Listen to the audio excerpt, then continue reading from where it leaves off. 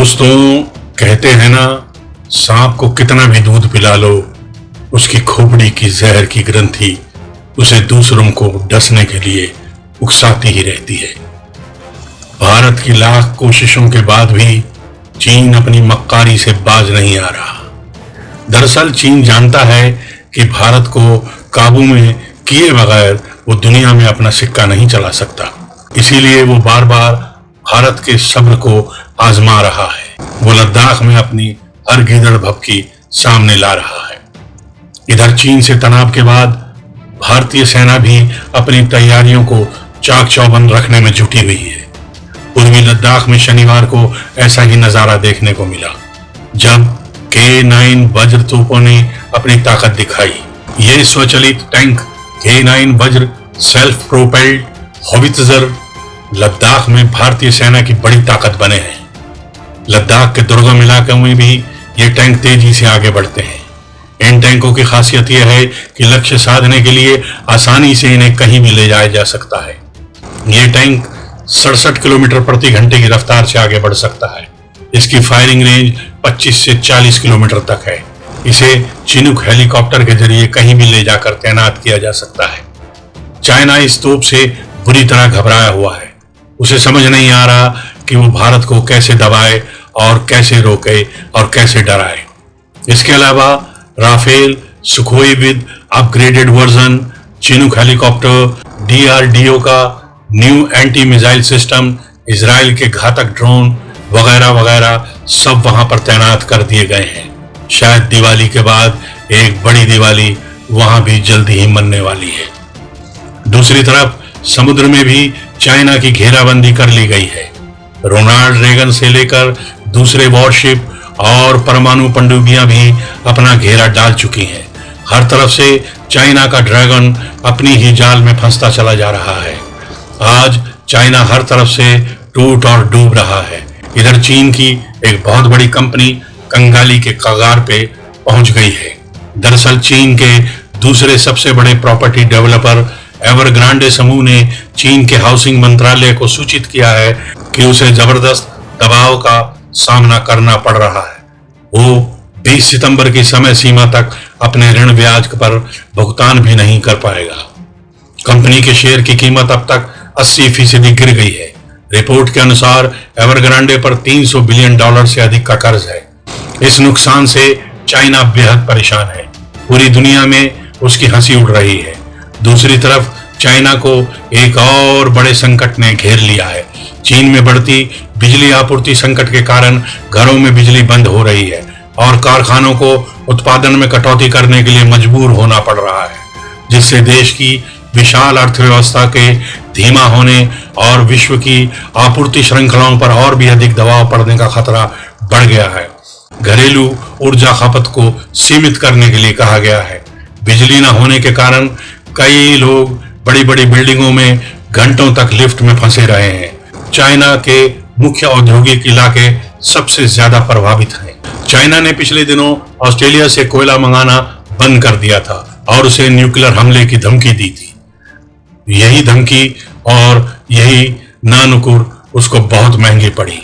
Africa के भी कई देशों ने चीन को कोयला आपूर्ति बहुत कम कर दी है। चीन की सबसे दुश्मनी लेने और जमीन हड़पने की आदत ने उसे बर्बादी के राह पर धकेल दिया है। इधर भारत ने कुछ समय पहले ही चीन को सबक सिखाने के लिए उस पर आर्थिक हमला किया था, जिससे चीन बहुत चढ़ गया था, जिसमें उसके कई ऐप्स पर बैन लगा दिया गया था। इसके अलावा भी अन्य आर्थिक प्रतिबंध लगाए गए थे। अब वाणिज्य मंत्रालय ने घरेलू कंपनियों को चीन से आने वाले सस्ते आयात से बचाने के लिए दवाइयों संबंधी कच्चे माल, सेफ्टी एक्सोन सोडियम स्टेराइल पर डंपिंग रोधी शुल्क लगाने की सिफारिश कर दी है। इससे चाइना का माल अधिक महंगा हो जाएगा। चाइना इस कदम की आहट से ही बेहद खफा है। वो अब भारत को मिलिट्री ताकत से डराना और धमकाना चाहता है। चालाक चाइना ने एक और चाल चली है। पिछले दिनों उसने शिनजियांग प्रांत के लिए नए गवर्नर एरकिन तुनियाज की नियुक्ति की है। दरअसल शिनजियांग के वीगर उग्रवादी ETIM बागी संगठनों को रोकने और लुभाने के लिए उसने ये गवर्नर वाली चाल चली है। चीन का कहना है कि ETIM अल-कायदा से जुड़ा आतंकी संगठन है जो शिनजियांग प्रांत में हिंसक वारदातों को अंजाम देता है, जबकि सत्तारूढ़ कम्युनिस्ट पार्टी पर उइगुरों और अन्य मुस्लिम अल्पसंख्यक समूहों के सदस्यों को शिनजियांग में हिरासत में लेने और प्रताड़ित करने के आरोप हैं। उइगर समुदाय के तुनियाज जो 59 बरस के हैं, वो एक कट्टर माओवादी हैं। दरअसल गवर्नर की इस नियुक्ति से चाइना तालिबानियों का दिल जीतने और बाकी संगठनों को मुख्य धारा में लाने के चक्कर में है। चाइना की भारत से जलन का एक कारण और भी है, वो है क्वाड के मंच से प्रधानमंत्री नरेंद्र मोदी ने अमेरिका में सदस्य देशों के साथ चीन और पाकिस्तान दोनों को कड़ा संदेश दिया है। पीएम मोदी ने सदस्य देशों को भरोसा दिलाया है कि वैश्विक सुरक्षा का मामला हो या फिर क्लाइमेट एक्शन और कोविड रिस्पांस का, भारत हमेशा क्वाड के सदस्यों के साथ खड़ा रहेगा। इधर क्वाड की मीटिंग चल रही थी, उधर चीन इससे बौखलाया हुआ था। चीन भले ही बोल रहा हो कि क्वाड का कोई आधार नहीं है, लेकिन बौखलाए चीन के विदेश मंत्रालय ने बाकायदा बयान जारी करके क्वाड की आलोचना की और कहा कि ऐसा संगठन दुनिया में नहीं चल सकता जो किसी तीसरे देश को टारगेट करने के लिए बनाया जाता है। चाइना का एक दर्द और भी है जिससे वो बहुत परेशान रहता है, वो है भारत की मिसाइल शक्ति। देश की सबसे शक्तिशाली मिसाइल अग्नि 5 के परीक्षण से चीन डरा हुआ है। अग्नि 5 का परीक्षण करने के बारे में भारत की योजना से जुड़ी खबरों के बारे में पूछे जाने पर चीनी विदेश मंत्रालय के प्रवक्ता झाओ लिजान ने पिछले दिनों एक संवाददाता सम्मेलन में कहा था कि दक्षिण एशिया में शांति, सुरक्षा और स्थिरता बनाए रखने से सभी के साझा हित पूरे होंगे, जहां चीन को उम्मीद है कि सभी पक्ष इसमें रचनात्मक प्रयास करेंगे। उनका इशारा भारत की तरफ था। दरअसल अग्नि 5 मिसाइल को देश की सबसे ताकतवर मिसाइल माना जा रहा है और यह मिसाइल दुनिया के आधे हिस्से तक लक्ष्य को भेज सकती है। दुनिया के जिस आधे हिस्से में अग्नि 5 की पहुंच है, उसमें पूरा चीन भी आता है। मिसाइल की मारक क्षमता 5000 से 8000 बताई जाती है, लेकिन ये 10,000 किलोमीटर तक भी मानी जा रही है। दूसरी तरफ चाइना भारत पर नए हमले की योजना बना रहा है। चीन की PLA ने लद्दाख के ठीक सामने स्थित शिनजियांग मिलिट्री डिस्ट्रिक्ट के ऊंचाई वाले इलाकों में रात में किए जाने वाले तमाम तरह के युद्ध अभ्यास तेज कर दिए हैं। PLA की वेस्टर्न थिएटर कमांड, जो भारत के साथ लगती पूरी सीमा के लिए जिम्मेदार है, उसने हिमालयी सीमा के पास तैनात टुकड़ियों के लिए और अधिक रात्रि अभ्यास शुरू किया है, क्योंकि वो अपने सैनिकों को नई पीढ़ी के हथियारों और उपकरणों, new generation weapons and equipment से परिचित कराना चाहता है। इस क्षेत्र में कई चीनी फौजी टुकड़ियां लगभग 5000 मीटर से 16,400 फीट तक की ऊंचाई पर रात्रि युद्धाभ्यास कर रही हैं। चीन ने इस क्षेत्र में भारतीय सैनिकों की तैनाती के जवाब में पूर्वी लद्दाख में वास्तविक नियंत्रण रेखा LAC पर अपनी और ऊंचाई वाले कई अग्रमी क्षेत्रों में अपने जवानों के लिए नए मॉड्यूलर आधारित पक्के आवास स्थापित कर लिए हैं। उन्होंने कहा, ये फौजी निवास अन्य स्थानों के अलावा ताशीगोंग, मांजा, हॉट स्प्रिंग और चुरुप वगैरह के पास बनाए गए हैं, जो क्षेत्र में दोनों पक्षों के बीच तनाव को और बढ़ा रहे हैं। दरअसल चाइना अपने चॉकलेटी फौजियों को ठंड से बचाने और अपने हथियार छिपाने के लिए ये निर्माण कर रहा है, मगर भारतीय शेर फौजी उसकी हर सुविधा को कब्र में बदलने के लिए तैयार हैं। भारत के फौजियों की हिम्मत से बौखलाई चाइना ने अपनी धूर्त आदत के हिसाब से पहले की तरह ही चोरी चकारी का काम शुरू कर दिया है। वो भारत को डराने और उकसाने के लिए उसके क्षेत्र में चुपचाप घुसपैठ कर रहा है। पिछले दिनों उसने उत्तराखंड के बाराहोती इलाके में उकसाने वाली हरकत की थी।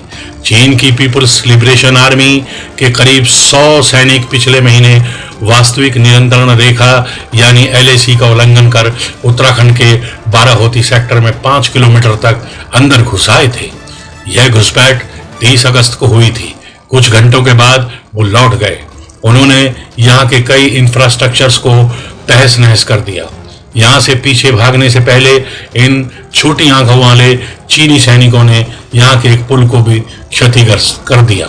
बाराहोती चोटी नंदा देवी नेशनल पार्क के उत्तर में स्थित है और गाड़ी से पहुंचने वाले अंतिम छोर से सैनिक उस तरफ पैदल जाते हैं। यह चोटी जोशीमठ से जुड़ी हुई है, जहां भारतीय सेना और आईटीबीपी के कैंप चीन के किसी भी बड़े ऑपरेशन को नाकाम करने के लिए अलर्ट मोड पर बने रहते हैं। आईटीबीपी उत्तराखंड में करीब 350 किलोमीटर लंबे बॉर्डर की निगरानी करती है, जो एलएसी का हिस्सा है। पैंगोंग झील क्षेत्र में हिंसक झड़प के बाद पूर्वी लद्दाख में पिछले साल 5 मई को भारतीय और चीनी सेनाओं के बीच सीमा का गतिरोध शुरू हुआ था। अब तक दोनों पक्षों ने धीरे धीरे हजारों सैनिकों के साथ साथ यहाँ भारी हथियारों की भी तैनाती कर दी है। दोनों ही पक्षों ने वर्तमान में संवेदनशील क्षेत्र में वास्तविक नियंत्रण रेखा पर लगभग 50,000 से 60,000 सैनिक तैनात कर रखे हैं। चाइना किसी न किसी हरकत को अंजाम देने का मौका देख रहा है। उसकी नजर अरुणाचल प्रदेश और भूटान पर भी है, मगर भारतीय फौज यहाँ पूरे हथियारों के साथ तैयार है। अब देखना है कि ये चिंगारी कब आग में बदलेगी। भारत ने यहाँ खूंखार कुमायूं, गढ़वाल, लद्दाख और गोरखा रेजिमेंट के फौजी उतार दिए हैं। नवंबर से दिसंबर के बीच यहाँ आमना सामना हो सकता है। अगर यहाँ जंग हुई तो ये चाइना के इतिहास की सबसे बुरी जंग होगी और उसका सारा गुरूर खाक में मिल जाएगा। वो अक्साई चीन और तिब्बत भी खो बैठेगा। अब के उतरे अगर मैदान में हस्ती मिटा देंगे, तेरे गुरूर तेरी कमजरफियों की बस्ती मिटा देंगे।